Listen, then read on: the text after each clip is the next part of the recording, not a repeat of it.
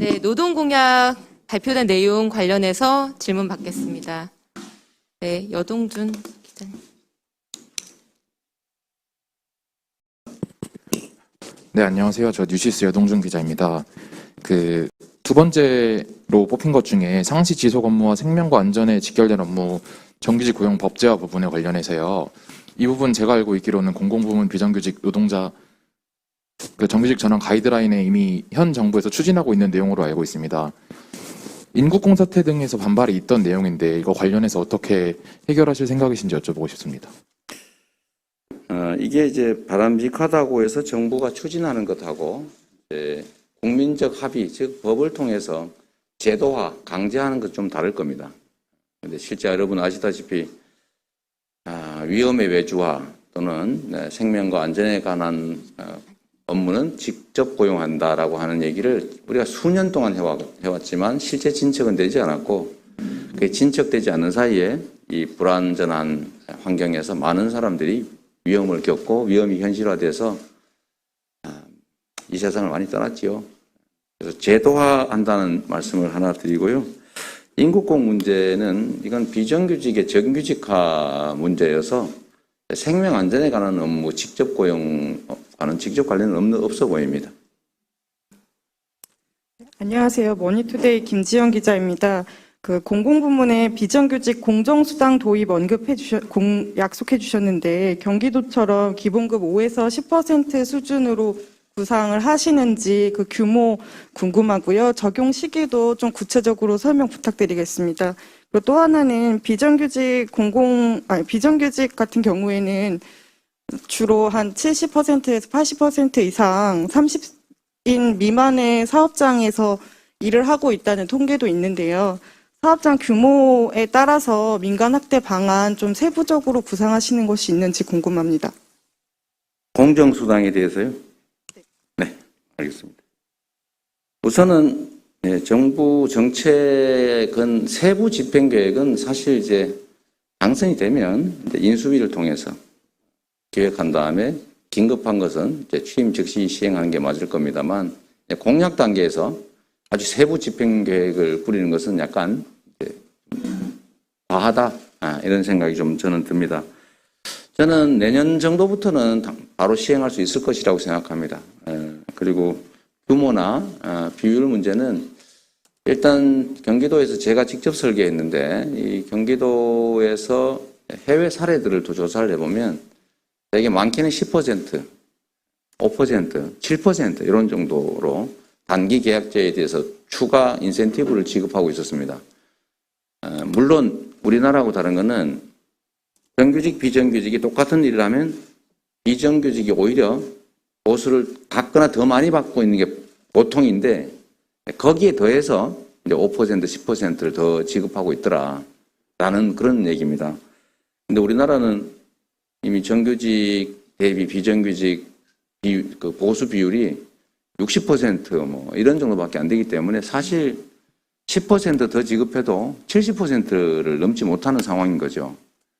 그렇기 때문에 저는 장기적으로는 최하 같은 수준 또는 그 이상으로 저는 늘려가야 된다고 생각하지만, 지금 너무 차별이 많기 때문에 일단 초기 단계에 너무 과하게 하면 저항이 많으니까 소액으로 5%에서 10%까지를 정했고, 일률적으로 하지 않은 이유는 제가 일률적으로 하지 않았습니다. 그러니까 한두 달은 10%, 9, 10, 11개월 이렇게 되면 6% 이런 식으로 단계별로 이제 슬라이드 방식으로 정했는데, 짧을수록 더 많이 지원하는 방식을 선택했다는 말씀드리고요.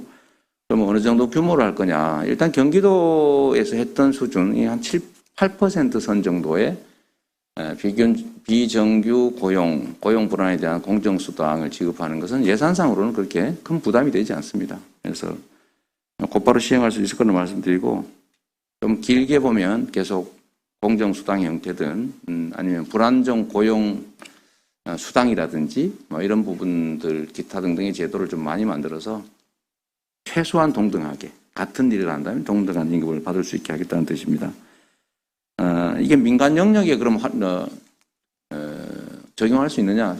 단기적으로 당연히 어렵죠. 민간 영역에서는 최저임금 제도라고 하는 게 있기 때문에 민간은 최저임금을 존중하면 될 것이고 또 뭐 자발적으로 추가의 임금을 지급하는 건 개별 기업 사정에 맡길 수밖에 없다는 생각이 듭니다. 다만 여전히 민간 영역에서도 똑같은 일을 할 때 보수의 차이가 나는 것은 더군다나 불안정한 노동자가 더 적게 받는 것은 이중의 차별이기 때문에 아까 말씀드렸던 동일 가치 노동, 동일 임금 원칙에 의해서 저희가 제도화하는 것으로 보완을 하는 게 맞겠다는 생각이 듭니다. 그건 규모하고 상관이 없을 것 같고요. 그래서 뭐 공정수당을 민간에 이렇게 뭐라 그럴까 계도 해서 유도하는 건 모르겠지만 민간에 뭐 이렇게 제도로 강제 시행하는 건 좀 어렵지 않을까. 공공부문 정도가 하고 민간에게는 유도하는 정도 이게 적절할 것 같습니다. 네. 다음 질문. 네. 정현수 기자님. 네, 저 국민일보 정현수 기자입니다. 아까 앞쪽에서 보면 5인 미만 사업장 이제 근로기준법 적용 관련해서 말씀을 살짝 주셨는데요. 지금 좀 생각하고 계신 구체적인 어떤 로드맵이라든지 적용을 어떤 식으로 확대해 나갈 건지에 대한 시기나 이런 것들이 생각하고 계신 게 있는지 궁금하고요. 5인 미만 사업장 경우 되게 영세한 업장들이 좀 많을 텐데 이런 적용에 따라서 어떤 발생하는 충격들을 완화하기 위한 대비책도 가지고 계신지 궁금합니다. 이게 이제 소규모 사업장들의 경우는 근로기준법을 전면 적용할 경우에 특히 이제 임금 부담이라든지 또는 고용 유연성 문제에서 이제 해고 제한이라든지 이런 부담이 커지면 타격이 많다고 해서 이미 제외해 놓은 상태입니다. 그 중에서는 또 일부는 적용하고 일부는 또 적용하지 않고 이런 방식들이 있는데 기본적으로 재정 부담이 크지 않은 부분부터 천천히 단계적으로 확대해 나간다. 두 번째는 이게 자칫 전에 최저임금 인상할 때처럼 을들 간의 전쟁이 되지 않게 하는 게 중요하겠다 그런 생각이 듭니다. 그러니까 최저임금을 인상을 하면 거기서 타격을 받을 그러니까 영세 자영업자라든지 한계 기업들에 대해서 충분한 보완 장치나 지원 방침을 만들어서 했으면 좀 충격이나 타격이 좀 적었을 텐데 이게 너무 급격하게 하는 바람에 을 간의 전쟁이 벌어졌죠. 그래서 저항도 심해지고 결국은 실질적인 인상률이 박근혜 정부에도 못 미치는 상황까지 된 것 같습니다. 그래서 이런 점들을 우리가 고려해서 을 간의 전쟁이 되지 않도록 이 노동법 확대 적용에 따라서 압박을 받게 될 영역에 대해서는 일정한 지원 정책이나 또 회피 정책 또는 전환 정책 이런 것들을 적용해 가면서 갈등과 충돌이 발생하지 않도록 서서히 점진적으로 확대를 적용해 가겠다 그 말씀이었습니다. 구체적으로 어떻게 할 거냐는 아까 잠깐 써놨는데 예를 들면 안전의 문제라든지 이제 관심만 가지면 되는 이런 법령들 이런 부분들은 재정 부담이 크지 않으니까 쉽게 할 수 있을 것 같고 빨리 할 수 있을 것 같고 재정 부담이 많이 순반되는 문제들은 보완 장치들을 만들어가면서 해야 되기 때문에 그렇게 빨리는 어렵지 않을까 그런 생각을 합니다. 시간이 넉넉하지 않아서 그 현안 질문 한두 개 정도로 바꾸지 맞춰야 되는 상황인데요. 네, 기자님. 네. 마이크가 예.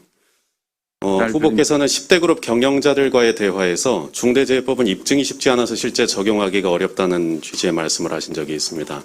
오늘 발표에서 노동안전보건청이나 산업안전보건위원회 이런 기구들을 만들면은 설치했을 때와 안 했을 때 어떤 차이가 있는 것인지를 설명 부탁드리겠습니다. 어떤 설치 얘기하시는 건가요? 오늘 좀 전에 말씀하신 노동안전보건청, 산업안전보건위원회 이 말씀을 좀 전에 하셨습니다. 네, 알겠습니다. 제가 이제 10대 그룹 경영진하고 대화에서 드린 말씀은 이 중대재해처벌법이라고 하는 게 영국에는 있고 미국에는 없는데 미국이나 영국이나 산업재해 발생률은 우리보다 훨씬 낮다. 그래서 이게 꼭 그 법률 때문에 그런 객관적 결론이 나는 건 아닌데 너무 생명을 존중하지 않고 돈보다 생명보다 돈을 중시하는 이런 산업 현장의 분위기가 있으니 고의로 정말로 고의나 마찬가지인 과실로 사람들을 다치거나 죽게 중대재해를 발생했다면 형사처벌하는 게 맞다. 그러나 최소한의 필요한 조치를 하고 법령을 지키고 관심을 기울였다면 처벌될 일이 뭐가 있겠느냐. 어쩔 수 없이 벌어지는 일들이라면 처벌 대상이 아니다. 그래서 이게 고의로 중대한 과실로 중대한 재해를 냈다고 하는 게 현실적으로 입증은 쉽지 않을 것이다. 그래서 재계가 우려하는 만큼 그렇게 무슨 사업에 엄청난 지장을 주거나 그러지 않을 것이다. 라고 해서 좀 수용을 하십시오. 이런 취지로 말씀드렸고요. 산업안전청을 만들면 어떤 차이가 있느냐. 중대재해처벌법은 이미 사고가 발생한 다음에 누구를 얼마나 처벌할 거냐를 결정하는 것이고, 그래서 간접적으로 처벌이 두려워서 법을 지켜야지 이렇게 만드는 것일 테고요. 산업안전청을 설치해서 인력을 늘리면 사고가 아예 안 나도록 평소에 정말 규칙을 지키고 있는지 또 평소에 필요한 시설을 하고 있는지 이런 것들을 일상적인 점검을 할 수 있기 때문에 그걸 어기면 제재가 약간의 제재가 따르죠. 근데 이런 걸 엄격하게 잘 지키면 중대재해 이게 발생 자체가 매우 획기적으로 감소할 거다. 그래서 이거는 예방적 차원의 제도다 이렇게 받아들여 주시면 좋겠습니다.